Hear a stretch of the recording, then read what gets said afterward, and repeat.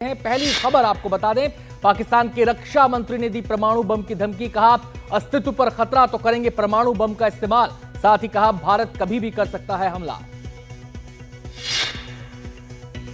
भारत और फ्रांस के बीच हुई बड़ी डील। भारत को 63,000 करोड़ में मिलेंगे 26 राफेल मरीन फाइटर जेट। 2028 में भारत पहुंचेगा पहला जेट।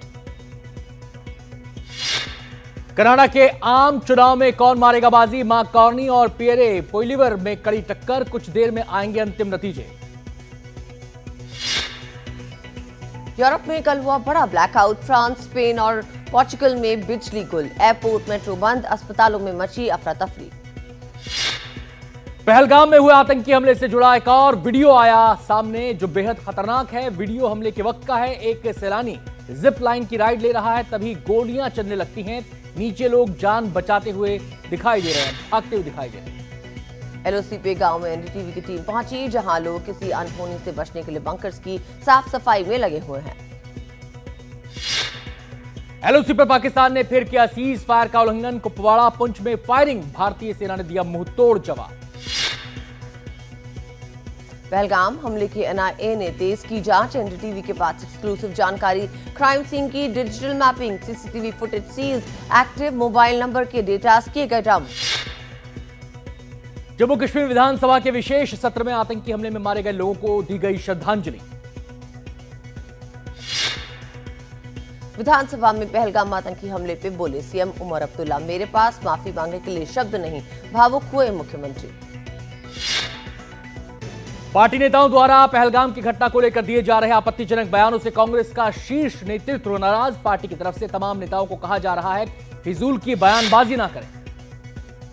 पहलगाम हमले पे आगे क्या करना है, इसे लेकर दिल्ली में हाई लेवल बैठकों का दौर जारी। कल रक्षा मंत्री राजनाथ सिंह ने प्रधानमंत्री नरेंद्र मोदी से बैठक की। पहलगाम पे चल रहे ऑपरेशन की जानकारी ली।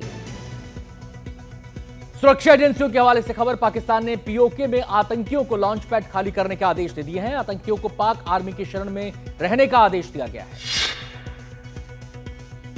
26/11 हमले के आरोपी तहव्वुर राणा की कस्टडी 12 दिन और बढ़ाई गई है। रिमांड पे दलील पेश करते हुए एनआईए ने राणा पे जांच में सहयोग न करने की बात की। पहलगाम आतंकी हमले के बाद भारत ने सिंधु जल संधि को निलंबित कर दिया है। इस फैसले पर किसान नेता नरेश टिकैत ने आपत्ति उठाई, जिसके बाद केंद्रीय कृषि मंत्री शिवराज सिंह चौहान ने भी पलटवार किया। शिवराज सिंह चौहान ने कहा कि कुछ लोग सरकार का विरोध करते हुए देश का विरोध करने लगे हैं। जेएनयू छात्र संघ चुनाव के नतीजे आ चुके हैं। इस बार सेंट्रल पैनल के 4 सीटों में अध्यक्ष, उपाध्यक्ष और सेक्रेटरी के पद पे लेफ्ट यानी आयसा और डीएफएस गठबंधन ने जीता।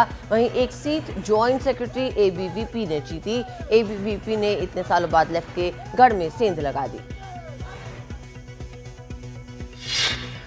महाराष्ट्र में पर्यटन को बढ़ावा देने और पर्यटकों की सुरक्षा को प्राथमिकता देने के लिए राज्य सरकार ने महाराष्ट्र पर्यटन सुरक्षा दल की स्थापना का निर्णय लिया है। महाराष्ट्र में कम समय के वीजा पे रह रहे पाकिस्तानी नागरिकों की पहचान हो चुकी है। इनको महाराष्ट्र से वापस भेजने का सिलसिला शुरू हुआ है। इनकी वापसी के लिए 27 अप्रैल तक का वक्त दिया गया था। पाकिस्तानी महिला गजाला बेगम को अपने हिंदुस्तानी पति को छोड़कर वापस जाना पड़ रहा है। 3 साल पहले शादी हुई थी और वो अपने पति मोहम्मद जाकिर के साथ पुरानी दिल्ली में रहती हैं। अब हिंदुस्तानी पति को छोड़कर पाक लौट रही हैं गजाला बेगम। भोपाल में हुए रेप कांड मामले में सोमवार को पुलिस ने एक और आरोपी को गिरफ्तार किया। 6 में से 4 आरोपी फरहान, साहिल, साद और सैयद अली की गिरफ्तारी की जा चुकी है। 2 अन्य आरोपी अबरार और नबील की तलाशी हो रही है। मुंबई में रैपिडो और ओला जैसी कंपनियों ने सरकार की अनुमति मिलने से पहले ही बाइक टैक्सी शुरू कर दी। बुकिंग 1 अप्रैल से शुरू कर दी गई है, जबकि महाराष्ट्र सरकार ने बाइक टैक्सी से जुड़ा आदेश 21 अप्रैल को जारी किया। इन कंपनियों के पास अब तक कानूनी लाइसेंस नहीं है, फिर भी ऐप पर धड़ल्ले से राइड बुक की जा रही है।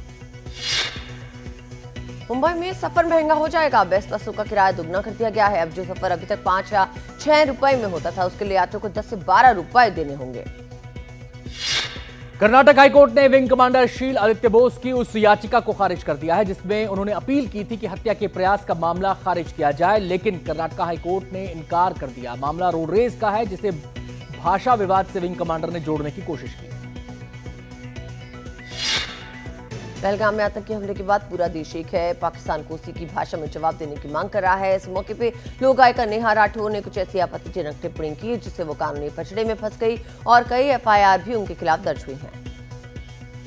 30 अप्रैल से शुरू हो रहे चारधाम यात्रा के लिए सोमवार से ऑफलाइन पंजीकरण शुरू हो गए हैं। भीड़ को देखते हुए राज्य सरकार ने इस बार 40% ऑफलाइन रजिस्ट्रेशन और 60% ऑनलाइन रजिस्ट्रेशन की व्यवस्था की है।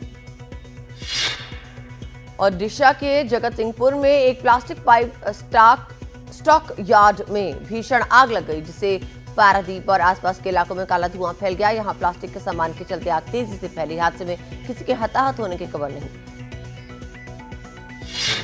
ओडिशा कर्नाटक ना मिलने के कारण एक युवक ने गुस्से में विवाह के मंडप में मौजूद लोगों पे मिनी बस चढ़ा दी। घटना में आधा दर्जन से अधिक लोग घायल हुए हैं। उत्तर प्रदेश के हरदोई जिले में एक दर्दनाक हादसे ने खुशियों को मातम में बदल दिया। दरअसल यहां अचानक दरवाजे का छज्जा गिरने से डोली उठने से पहले ही दुल्हन समेत 2 लोगों की मौत हो गई, जबकि 2 अन्य लोग घायल हो गए। लखनऊ विश्वविद्यालय के सहायक प्रोफेसर डॉक्टर माधुरी काकोटी उर्फ डॉक्टर मेडुसा को सोशल मीडिया प्लेटफॉर्म एक्स पे विवादित पोस्ट के कारण नोटिस जारी हुआ है। डॉक्टर माधुरी का पोस्ट पाकिस्तान से रीपोस्ट किया गया था, जिसके बाद विवि परिसर में छात्र संगठनों ने विरोध प्रदर्शन किया।